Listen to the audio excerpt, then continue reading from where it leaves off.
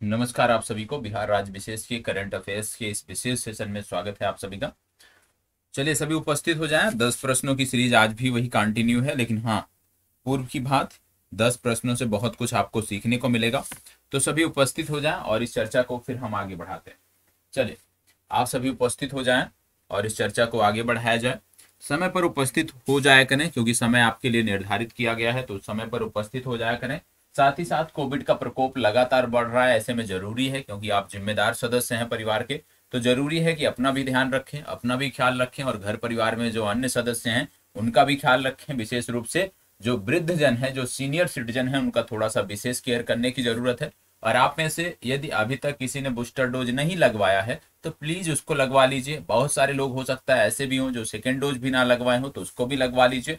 कम से कम अपनी तरफ से जो सरकार कर रही है, जो सरकार दावे कर रही है, कम से कम अपनी तरफ से आप उन सब को करवा के बैठिए। बाकी वायरस है, किसी को भी संक्रमित कर सकता है, वो अलग चीज है, वो अलग फैक्टर है, लेकिन अपने स्तर से हमें कम से कम पूरी तैयारी अपनी रखनी चाहिए। ठीक है, बूस्टर डोज लगवा के एकदम संतुष्ट हो जाइए और फिर अपनी तैयारी पे फोकस करिए, क्योंकि समय बहुत कम है। और ऐसे समय में गलती से भी यदि आप प्रभावित हो जाते हैं इससे, तो निश्चित रूप से ये परीक्षा आपकी खराब हो जाएगी। क्योंकि यदि कोई भी इससे पीड़ित होता है तो हफ्ते 10 दिन 15 दिन उसको इससे निकलने में लग जाते हैं। और ये जो समय होता है इसमें आप कह सकते हो कि ये आपका गोल्डन टाइम है, और यदि इसमें से 10-15 दिन आपका इधर उधर गया तो निश्चित रूप से आप चुनौतियों से जूझेंगे, चुनौतियों से घिर जाएंगे। तो इसके लिए जरूरी है कि अपना भी ध्यान रखें, घर परिवार के जो अन्य सदस्य हैं उनका भी ध्यान रखें। ठीक है, चलिए शुरुआत करते हैं आज का पहला प्रश्न। पिछले दिनों आपको याद होगा मैंने एक ज्वालामुखी के बारे में आपको बताया था। शायद याद हो, मैंने बोला था कि वैज्ञानिकों ने चेतावनी दी है कि यह ज्वालामुखी कभी भी फट सकता है।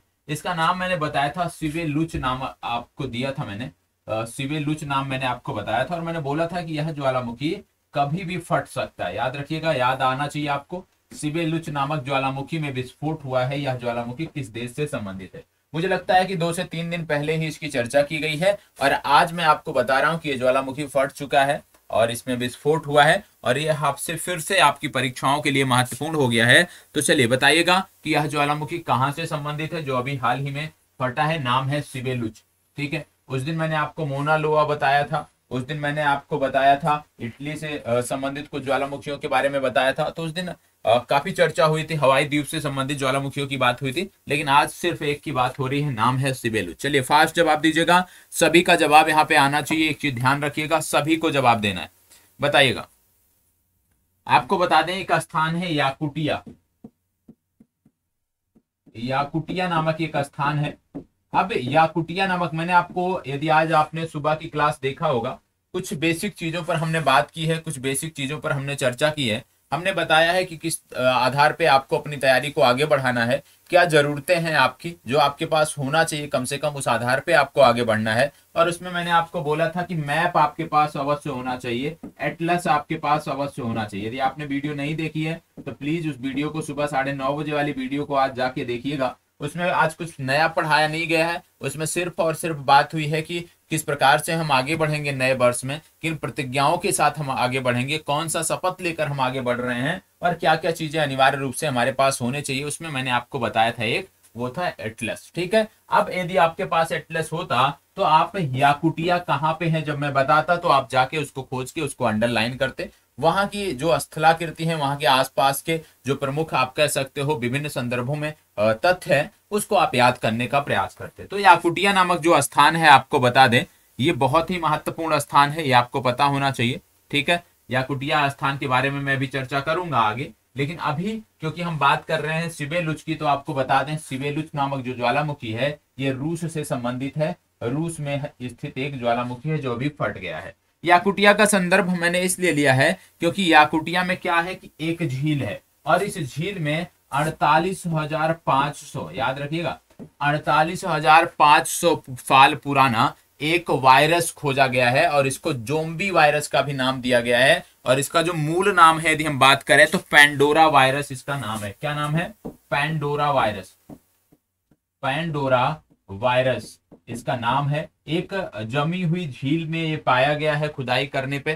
ठीक है, तो ये जो पैंडोरा वायरस है, ऐसा बोला जा रहा है कि 48,500 वर्ष पुराना वायरस है। और इससे पहले जो वायरस खोजा गया था इस प्रकार से, वो 2013 में खोजा गया था साइबेरिया में। लेकिन अब सबसे पुराना जो वायरस हमें ज्ञात है, जिसके बारे में हमें पता है, उसका नाम है पेंडोरा वायरस। 48,500 साल पुराना है और इसी को जोम्बी वायरस भी कहा जा रहा है, ये आपको पता होना चाहिए। तो ये कहाँ पे है? ये याकुटिया में एक झील है और उसी झील से संबंधित ये है। तो अब ये स्थान, याकुटिया स्थान, रूस में आपको अंडरलाइन करना चाहिए क्योंकि यह आपकी परीक्षा के लिए महत्वपूर्ण हो गया है। आपको रूस में सिबेलुच ज्वालामुखी जरूर जाके देखना चाहिए कि भाई सिबेलुच कहाँ है। नहीं पता है, गूगल मैप पे आप टाइप करिएगा सिबेलुच, वो मैप पूरा निकल कर आ जाएगा, आपको पता चल जाएगा और उस स्थान विशेष को आपको अपने नोट्स में, अपने एटलस में जाके नोट करना है। क्योंकि भूगोल में अब जो प्रश्न पूछे जा रहे हैं उनकी प्रकृति चेंज हो चुकी है। ज्यादातर प्रश्न जो है वो मैप से पूछे जा रहे हैं। तो ऐसे में जरूरी है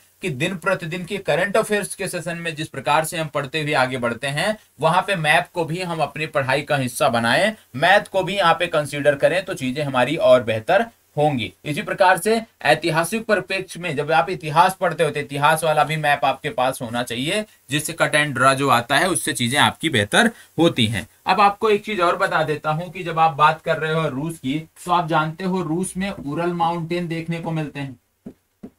रूस में उरल नामक पर्वत देखने को मिलते हैं। आपसे पूछा जा सकता है कि उरल पर्वत कहां से संबंधित है, तो आप रूस बताओगे। जब आप उरल बताते हो तो इसी नाम से पिछले दिनों मैंने आपको बताया था, यदि याद होगा, लगभग 6 महीने हो गए, कि रूस ने एक आइस ब्रेकर शिप तैयार किया है जिसका नाम है उरल। क्या नाम था? Ice breaker ship. ठीक है, आइस ब्रेकर शिप तैयार किया था जिसका नाम है उरल, यह भी पता होना चाहिए। और आपको बता दें, क्योंकि रूस का कुछ पार्ट ऐसा है, कुछ भाग ऐसा है जो वर्ष भर बर्फ से ढका रहता है और विशेष रूप से शरद ऋतु में वहां की स्थिति और भी बदतर हो जाती है। जो झीलें होती हैं, जो आप कह सकते हो जल निकाय हैं, वो सभी जम जाते हैं। और ऐसे में क्योंकि यातायात के लिए जो आपका जलीय यातायात है उसके लिए चुनौती होती है, तो बर्फ को तोड़ना पड़ता है। ठीक है, सागरों में, महासागरों में बर्फ को तोड़ना पड़ता है, तो उसको लेकर आइस ब्रेकर बनाया है रूस ने जिसका नाम है उरल। और उरल पर्वत भी यहाँ पे देखने को मिलते हैं। बैकाल झील भी यहाँ पे देखने को मिलती है, आपको पता होगा। यहाँ पे एक आइलैंड है जिसको बोलते हैं कुरील आइलैंड। कुरील आइलैंड, और कुरील आइलैंड इसलिए महत्वपूर्ण है क्योंकि भारत और रूस और जापान के बीच यह विवादित है, इसलिए इसको भी आपको याद रखना है। कमचटका प्रायद्वीप आपने सुना होगा, कमचटका प्रायद्वीप को भी आपको बताना है कहाँ पे। आज का होमवर्क है कमचटका प्रायद्वीप। कमचटका प्रायद्वीप कहाँ से संबंधित है, किस देश से संबंधित है, ये आप होमवर्क में हमें बताओगे। ये आज का आपका होमवर्क है। ठीक है, इसके साथ साथ आपको पता होगा एक स्थान यहाँ पे रूस में है जिसका नाम है व्लादिवोस्तोक।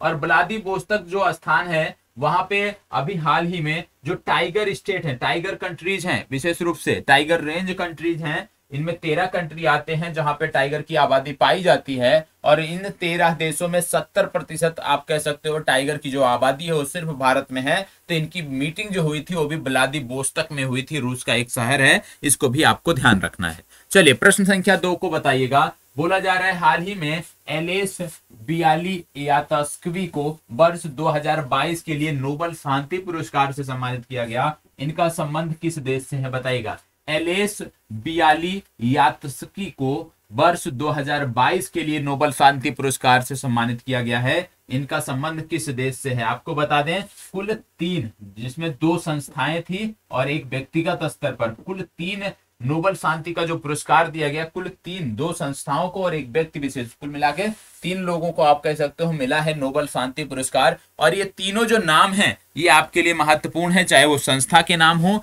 चाहे जिसके भी नाम हो। देखो, एक है centre for civil liberties, centre for civil liberty.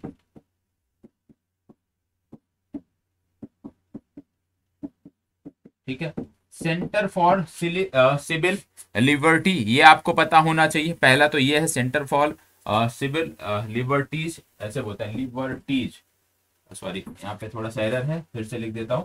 Centre for civil liberties. ठीक है, सेंटर फॉर सिविल लिबर्टीज को दिया गया।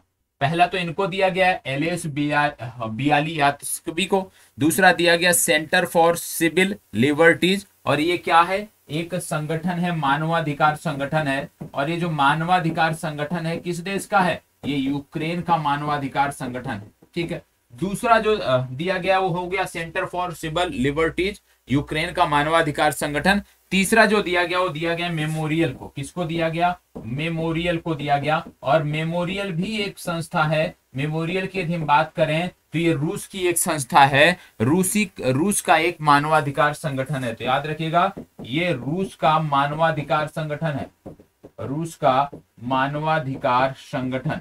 तो याद रखना है ये रूस का मानवाधिकार संगठन है जिसका नाम है मेमोरियल। एक है सेंटर फॉर सिविल लिबर्टीज, ये यूक्रेन का मानवाधिकार संगठन है, इसको दिया गया। और एक व्यक्ति है जिसका नाम है एलिस बियालियात्स्कवी, इनको दिया गया। और ये कहाँ से संबंधित हैं, ये संबंधित हैं बेलारूस के, इसलिए बी विकल्प आपका सही उत्तर होगा। बेलारूस वही कंट्री है जो जुड़ना चाहता है किससे, जो जुड़ना चाहता है SCO से। तो आपको पता होना चाहिए संघाई सहयोग संगठन से ये जुड़ना चाहता है, ये देश है आपका बेलारूस। ठीक है, तो इतनी जानकारी आपको होनी चाहिए। चलिए बढ़ते हैं आगे। हाल ही में प्रारंभ किए गए सागर परिक्रमा अभियान का संबंध किससे है,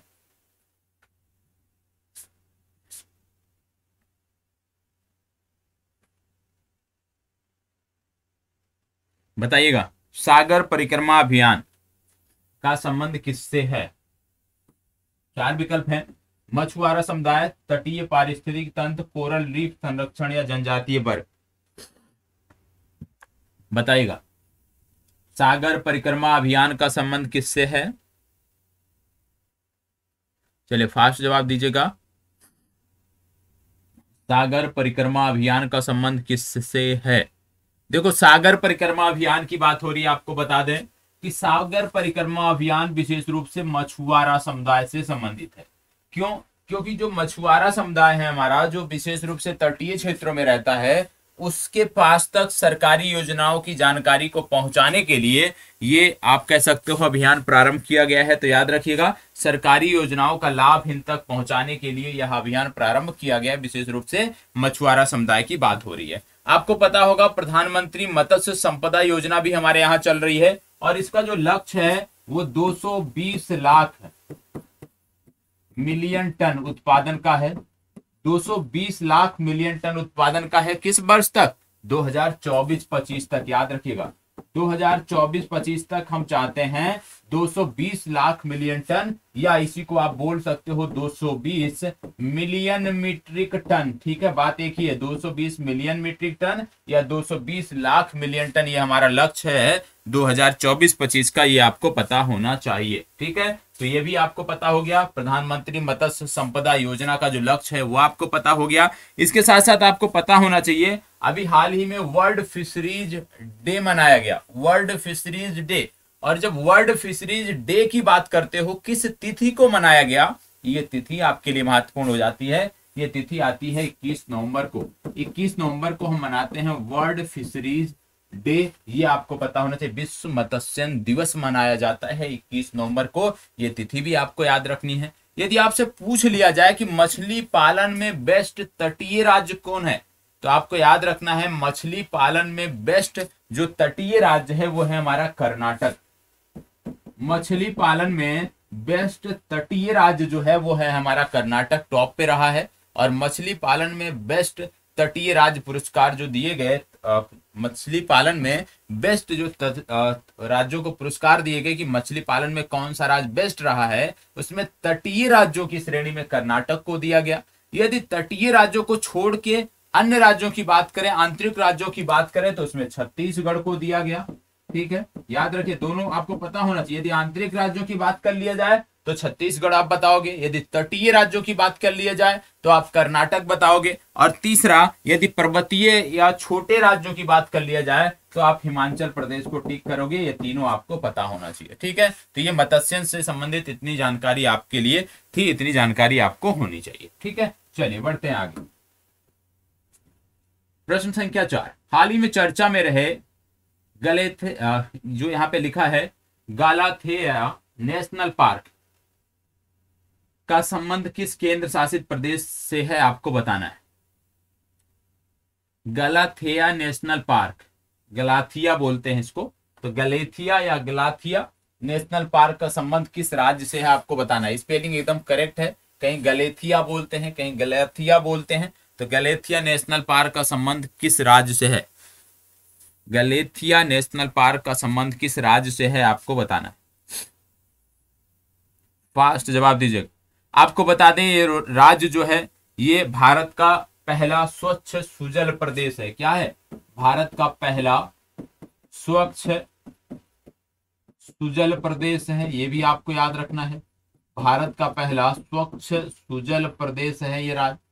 इस राज्य ने अपने आप को ओडीएफ फ्री तो बनाया ही है, साथ ही साथ प्रत्येक घर को, हाउस होल्ड को, प्रत्येक नल से जल भी उपलब्ध कराया है, मतलब प्रत्येक हाउस होल्ड को टैप वाटर कनेक्टिविटी उपलब्ध कराया है। ठीक है, तो ये आपको पता होना चाहिए। इसके साथ साथ आपको बता दें कि इस राज्य या केंद्र शासित प्रदेश की जब आप बात करते हो तो इस राज्य या केंद्र शासित प्रदेश में भारत का सबसे दक्षिणतम बिंदु इंदिरा पॉइंट आपको देखने को मिलता है, जिसको पिगलेनियन पॉइंट भी बोलते हो। तो बात किसकी हो रही है? बात यहाँ पे हो रही है अंडमान निकोबार की। सी विकल्प आपका सही उत्तर होगा। इस केंद्र शासित प्रदेश में गलाथिया नेशनल पार्क देखने को मिलता है। और अंडमान निकोबार आप देख रहे हो अलग समूह, अंडमान द्वीप समूह, निकोबार द्वीप समूह, तो ये कहाँ पे है यदि पूछ लिया जाए तो याद रखिएगा ये निकोबार द्वीप समूह में है, ये निकोबार द्वीप समूह में है।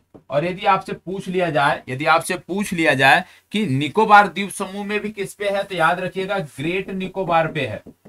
ठीक है, निकोबार द्वीप समूह में किस द्वीप पर है? तो ग्रेट निकोबार में है। और ग्रेट निकोबार में है, और आपको ग्रेट निकोबार के संबंध में बता देता हूं, ये चर्चा में इसलिए था क्योंकि ग्रेट निकोबार में भारत सरकार तटीय क्षेत्रों में जो तट हैं उनको विकसित करना चाहती थी, यहाँ पे पोर्ट बनाना चाहती थी, एयरपोर्ट बनाना चाहती थी, तो उसको लेकर कुछ पर्यावरणीय चिंताएं थी और उसको क्लीन चिट नहीं मिल रही थी, क्लियरेंस नहीं मिल रहा था, तो उसको लेकर ये चिंता में था। तो इसलिए ये गलाथिया नेशनल पार्क आपको याद रखना है कि ये निकोबार से संबंधित है या अंडमान निकोबार से संबंधित है। आपको पता होगा यहाँ पे एक पर्वत था इस द्वीप पे जिसका नाम था माउंट हैरियट, और माउंट हैरियट का जो नाम था वो बदल दिया गया था माउंट मणिपुर। यह भी आपको याद रखने की जरूरत है। यहाँ पे शैंपेन हो गया, निकोबारी हो गया, ऐसे कई सारे अन्य ट्राइब्स यहाँ पे रहते हैं, उनके बारे में भी आपको याद रखने की जरूरत है। हालांकि इससे बहुत सारे फैक्ट बन सकते हैं, तो आपकी जिम्मेदारी बनती है कि आपके पास एटलस है, एटलस में अलग से अंडमान निकोबार दिया होगा,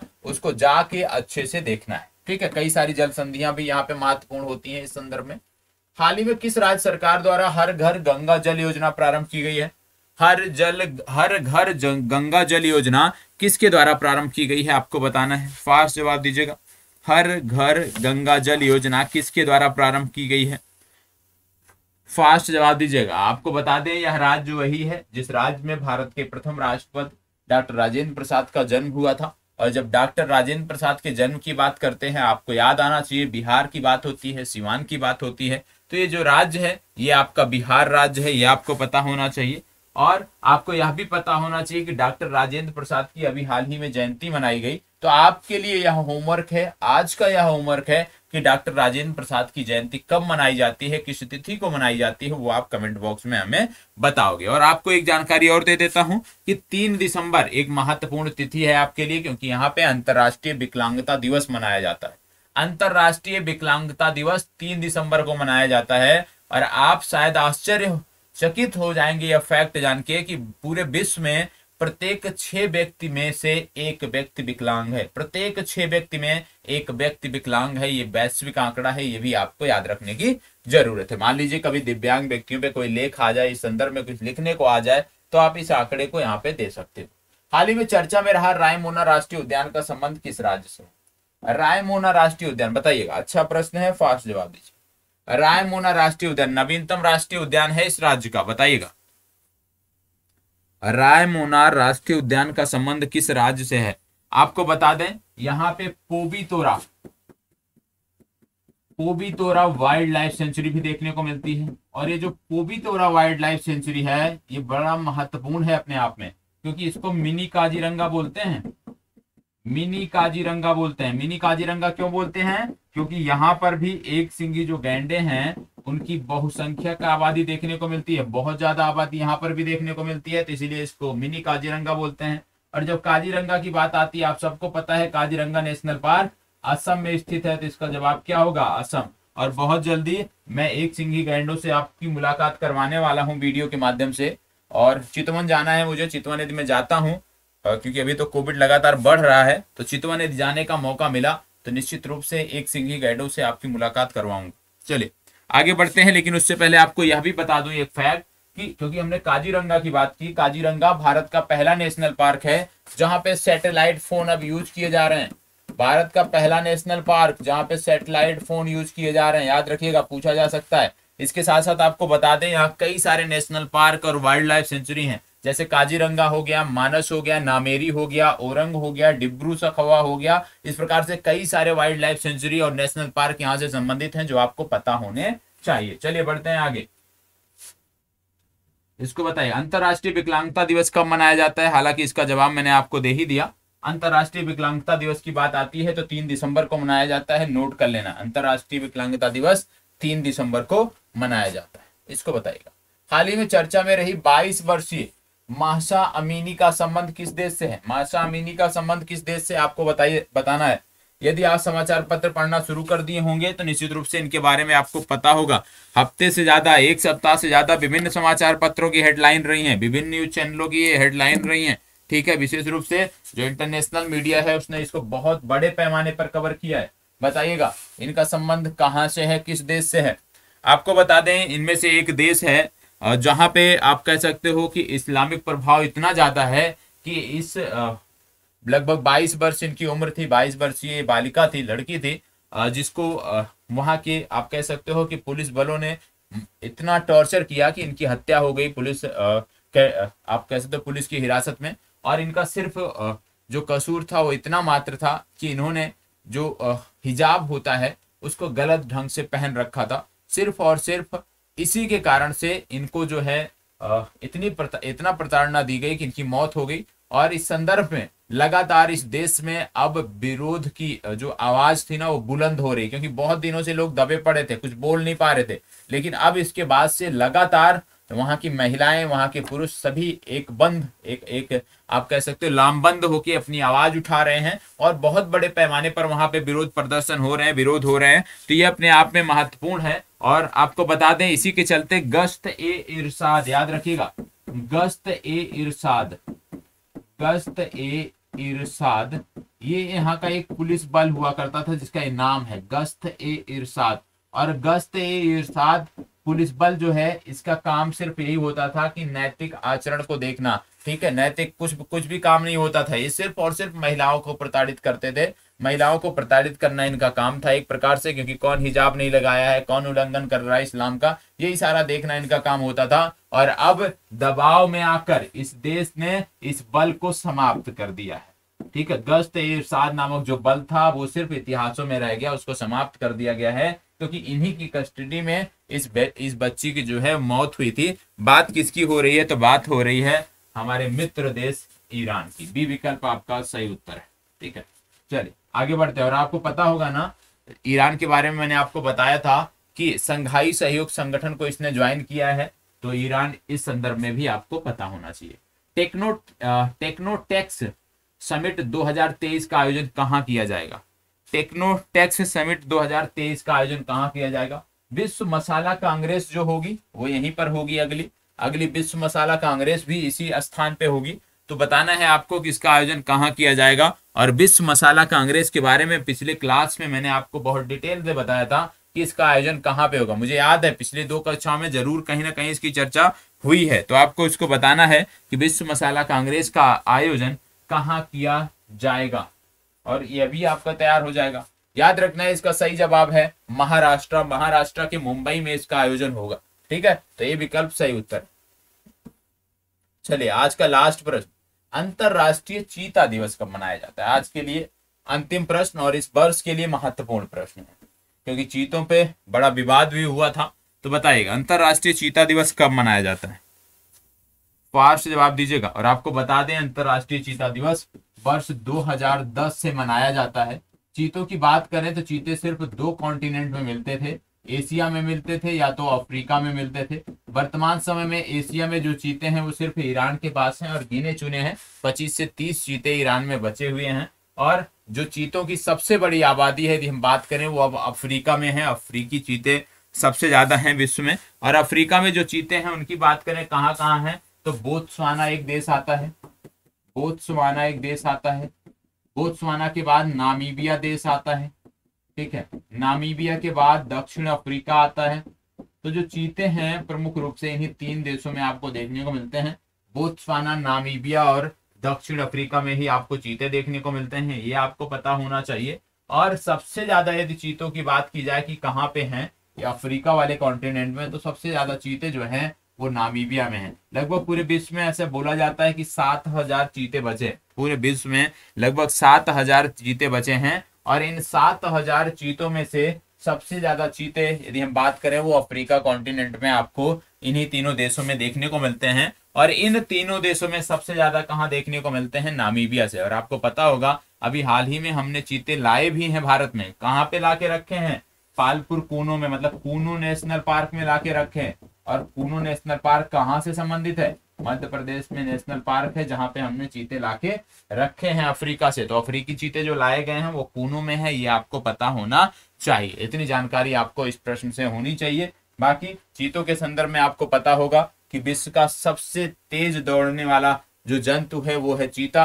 दूसरे स्थान पे यदि हम बात करें सबसे तेज कौन दौड़ता है जंतु है, तो ब्लैक बक जो होते हैं, जो ब्लैक बक जिसको बोलते हैं ब्लैक हिरन, वो सबसे ज्यादा तेज दौड़ते हैं। चीतों के बाद दूसरी सबसे ज्यादा स्पीड उनकी देखने को मिलती है। वो भारत में कहाँ पे मिलते हैं, तो उसके लिए आपको राजस्थान जाना पड़ेगा, राजस्थान के चूरू में जाना पड़ेगा। और इसके अतिरिक्त आप जो डेजर्ट नेशनल पार्क है राजस्थान का, वहां पर भी आपको इनकी आबादी देखने को मिलेगी। तो डेजर्ट नेशनल पार्क भी आपको याद रखना है। हालांकि डेजर्ट नेशनल पार्क एक संदर्भ में और महत्वपूर्ण होता है, वो है great Indian bustard. Great Indian bustard की भी जो बहुसंख्यक आबादी है वो डेजर्ट नेशनल पार्क के आसपास ही क्षेत्रों में ही रहती है। अब यदि हम बात करें इनकी, तो सिर्फ इनकी 300 से 400 की संख्या में बचे हुए हैं, ठीक है। तो ये भी आपके लिए महत्वपूर्ण है, ठीक है। तो आज के लिए इतना ही। बाकी किसी को कोई डाउट है, कोई कमेंट में कुछ पूछना है तो आप पूछ सकते हैं, ठीक है। वीडियो समाप्त होने के बाद, हालांकि आप लोग तो जवाब देना तो बंद ही कर दिए हैं, कोई बात नहीं, आप करेंगे तो अच्छी बात है, क्लास में इन्वॉल्व रहेंगे और अच्छी बात है, नहीं रहेंगे तो आपके ऊपर है, वो आपकी मर्जी है, उसका रिजल्ट भी आपको मिलेगा। और इतना याद रखना है कि अभी तक करंट अफेयर जितना भी कराया है ना, आपके चैनल से पहले उत्तर प्रदेश के लिए कराता था, मध्य प्रदेश के लिए कराता था। जो भी परीक्षाएं होती थी ना, 70% से ज्यादा करंट अफेयर्स आपकी क्लास से मिलते थे, 70% से ज्यादा करंट अफेयर्स आपकी क्लास से होते थे। तो करंट अफेयर्स की जब बात करते हो, गुणवत्ता में कोई कमी नहीं है। यदि आप में से किसी को कमी लगती है तो कोई बात नहीं, लग सकती है, मान सकता हूँ कि कमी लग सकती होगी आपको, लेकिन अपने स्तर से चीजें आपको मैक्सिमम दी जा रही हैं और बेहतर दी जा रही हैं, ठीक है। इसके अतिरिक्त आप किसी भी कोर्स में यदि किसी भी कोर्स से जुड़ना चाहते हैं, परचेज करना चाहते हैं, तो आपके पास सुनहरा मौका है। 30% डिस्काउंट कल के दिन दिया जा रहा है। कोई भी कोर्स यदि आपको खरीदना है तो जाके ऐप से 30% के डिस्काउंट के साथ कोर्स को परचेज कर सकते हैं। चलिए, धन्यवाद, बहुत बहुत आभार।